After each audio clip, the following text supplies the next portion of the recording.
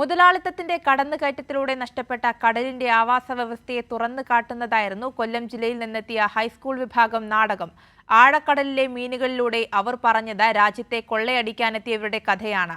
Neeravil SNDPI higher secondary സ്കൂളിലെ വിദ്യാർത്ഥികൾ അവതരിപ്പിച്ച നീണ്ടകരയിലെ കടൽ കൊള്ളക്കാർ എന്ന നാടകം കാണികളെയും വലയിലാക്കി.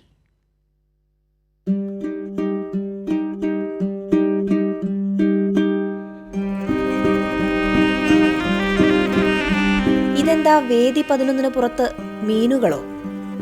അതിലൊന്ന് സ്വർണ്ണമീനാണോ എന്നൊരു സംശയം.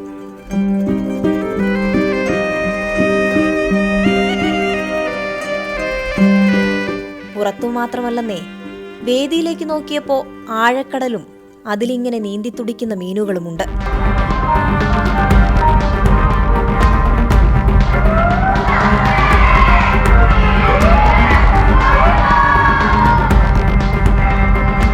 മീനുകളാ, പക്ഷെ പറയുന്നതൊക്കെ എന്തോ വലിയ വിഷയങ്ങൾ. നീണ്ടകരയിലെ കൊള്ളക്കാരെ പറ്റി, വെനസ്വേലയും ഗാസയും കൊള്ളയടിക്കുന്നവരെ പറ്റി. ഇത് കടലിന്റെ മാത്രം കഥയല്ല, മണ്ണിനും പൊന്നിനും വേണ്ടി വേട്ടയാടപ്പെടുന്ന, നിശബ്ദരാക്കപ്പെടുന്ന ഒരായിരങ്ങളുടെ കഥ കൂടിയാണ്.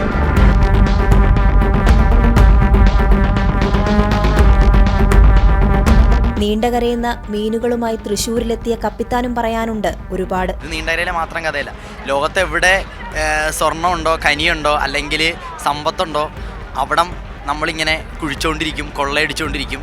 അത് കടലിൻ്റെ അടിത്തട്ടിലൊരു സ്വർണ്ണക്കൊട്ടാരം ഉണ്ടെന്ന് വിശ്വസിച്ചുകൊണ്ട് കടലിലേക്ക് പായിക്കണ ബോട്ടുകൾ അവിടുത്തെ സാധുവായിട്ടുള്ള നിശബ്ദരായിട്ടുള്ള മീനുകളുടെ ആവാസ വ്യവസ്ഥ നശിപ്പിക്കുന്നതിനോടൊപ്പം എന്താ പറയുക, ഒരു വലിയ ചൂഷണം തന്നെ കടലിന്റെ അടിത്തട്ടിൽ നടക്കുന്നുണ്ട്. ആഴങ്ങളിൽ ഒളിപ്പിച്ചു വെച്ച അതിജീവനത്തിന്റെയും പോരാട്ടത്തിന്റെയും കഥ പറഞ്ഞ് കാണികളെയും വലയിലാക്കിയവർ മടങ്ങി. നാടകം പൊളിച്ചു.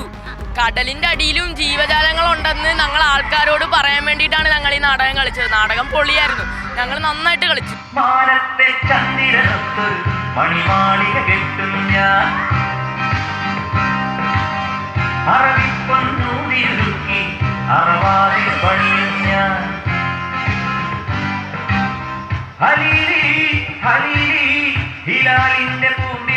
വേദി 11 നാടകം പുരോഗമിക്കുന്നു.